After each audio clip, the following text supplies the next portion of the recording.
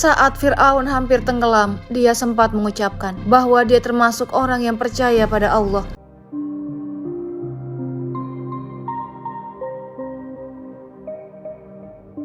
Assalamualaikum warahmatullahi wabarakatuh. Kisah Nabi Musa alaihissalam adalah yang paling banyak diceritakan di dalam Al-Quran.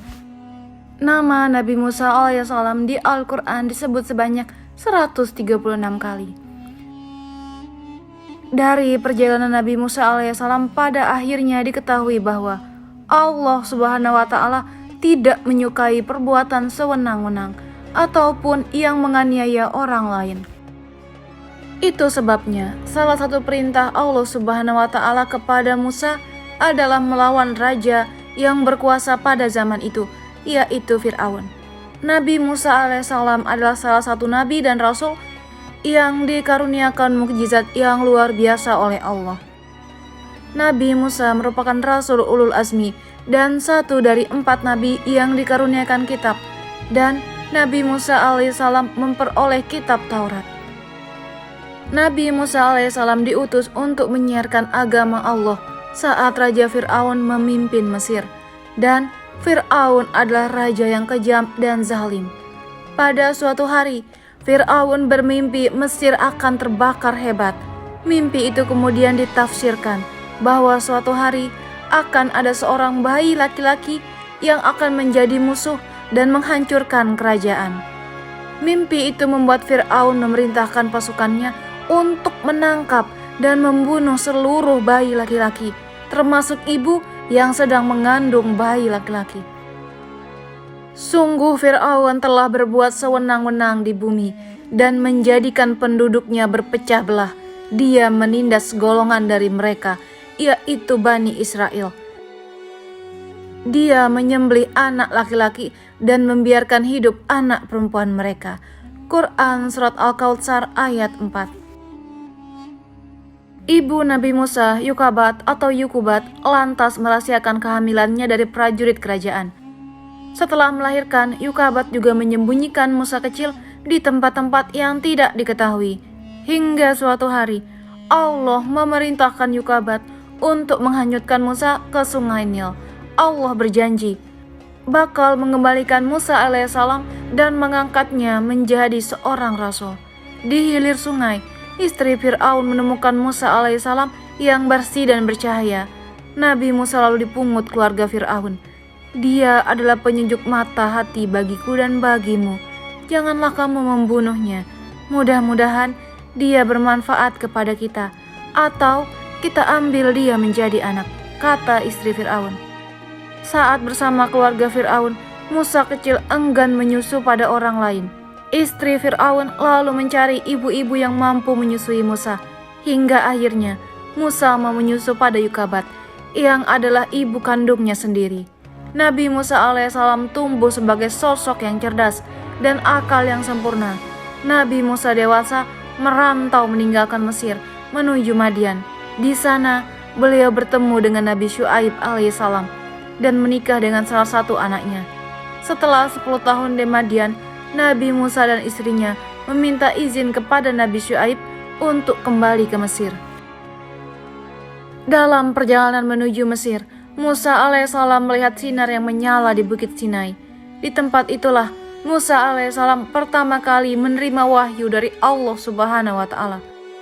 Wahai Musa, sungguh aku adalah Allah, Tuhan seluruh alam, kata Allah yang sesuai dengan surat Al-Quran, yaitu surat Al-Kautsar ayat 30. Allah Subhanahu wa Ta'ala juga menunjukkan Musa pada mukjizatnya yang dapat mengubah tongkat menjadi ular serta dada yang bercahaya. Masukkanlah tanganmu ke leher bajumu, dia akan keluar putih bercahaya tanpa cacat, dan dekapkanlah kedua tanganmu ke dadamu apabila ketakutan. Itulah 2 mukjizat dari Tuhanmu yang akan engkau pertunjukkan kepada Fir'aun dan para pembesarnya. Demikian tertulis dalam surat Al-Qasas ayat 32.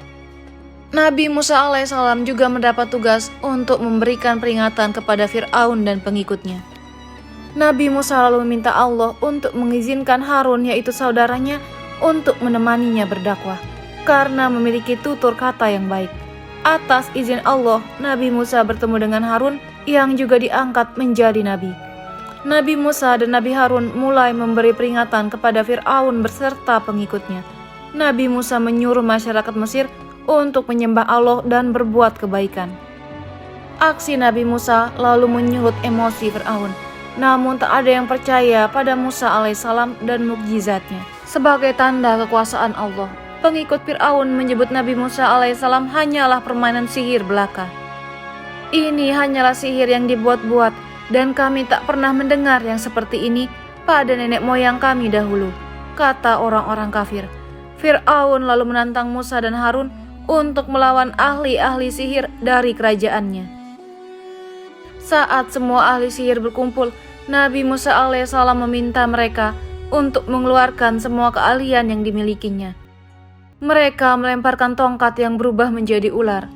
Nabi Musa lalu melemparkan tongkat yang dimilikinya. Tongkat itu berubah menjadi ular yang besar yang menelan ular-ular milik ahli sihir itu. Semua ahli sihir lalu tunduk dan mengakui kebenaran Nabi Musa alaihissalam. Namun Fir'aun tetap saja tak percaya dan semakin marah pada Musa. Mengapa kamu beriman kepadanya sebelum aku memberi izin kepadamu? Sesungguhnya ini benar-benar tipu muslihat yang telah kamu rencanakan di kota ini untuk mengusir penduduknya. Kelak kamu akan mengetahui akibat perbuatanmu ini. Pasti akan aku potong lengan dan kakimu dengan bersilang, tangan kanan dan kaki kiri atau sebaliknya. Kemudian aku akan menyalib kamu semua, kata Fir'aun yang sesuai dengan surat Al-A'raf ayat 123 sampai ayat 124. Allah menimpakan beragam hukuman kepada Fir'aun, seperti musim kemarau panjang yang menyebabkan kelaparan. Allah juga melimpahkan angin topan, belalang, kutu, katak, dan darah untuk Fir'aun. Fir'aun lalu meminta Musa alaihissalam untuk berdoa kepada Allah agar menghilangkan azab tersebut. Namun setelah azab itu dihilangkan, Fir'aun dan pengikutnya tetap tak mau menyembah Allah. Fir'aun justru semakin murka dengan Musa. Dia memerintahkan bala tentaranya untuk menangkap dan membunuh Musa beserta pengikutnya. Nabi Musa alaihissalam beserta pengikutnya memutuskan untuk meninggalkan Mesir. Musa menenangkan pengikutnya bahwa Allah akan selalu menjaga orang-orang yang beriman. Allah lalu memerintahkan Musa untuk memukulkan tongkatnya ke air laut. Lalu tongkat itu membelah laut menjadi dua. Nabi Musa dan rombongannya melewati dasar laut yang kering. Fir'aun dan pengikutnya terus mengejar Musa. Saat Musa sudah tiba di daratan dan Fir'aun masih di tengah lautan, Allah mengembalikan lautan seperti semula. Fir'aun dan prajuritnya tenggelam di dasar laut. Maka kami siksa dia, yaitu Fir'aun dan bala tentaranya. Lalu kami lemparkan mereka ke dalam laut. Maka perhatikanlah bagaimana kesudahan orang yang zalim. Firman Allah dalam surat Al-Qasas ayat 40. Saat Fir'aun hampir tenggelam, dia sempat mengucapkan bahwa dia termasuk orang yang percaya pada Allah. Namun pengakuan di akhir hayat itu sudah tak diterima oleh Allah. Allah lalu mengangkat jasad Fir'aun sebagai bukti kekuasaannya.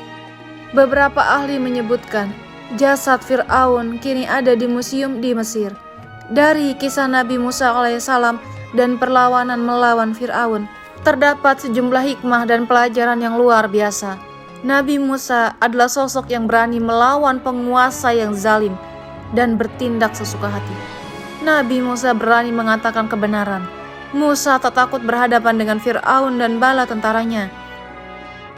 Dari kisah Nabi Musa alaihissalam diketahui pula perbuatan sewenang-wenang dan menganiaya orang lain tidak disukai oleh Allah. Allah akan memberikan azab bagi orang yang berbuat kerusakan. Selain itu, Allah tak lagi menerima tobat orang yang sudah di akhir hayat. Saat ditimpa azab, tobat itu sudah tak berguna lagi.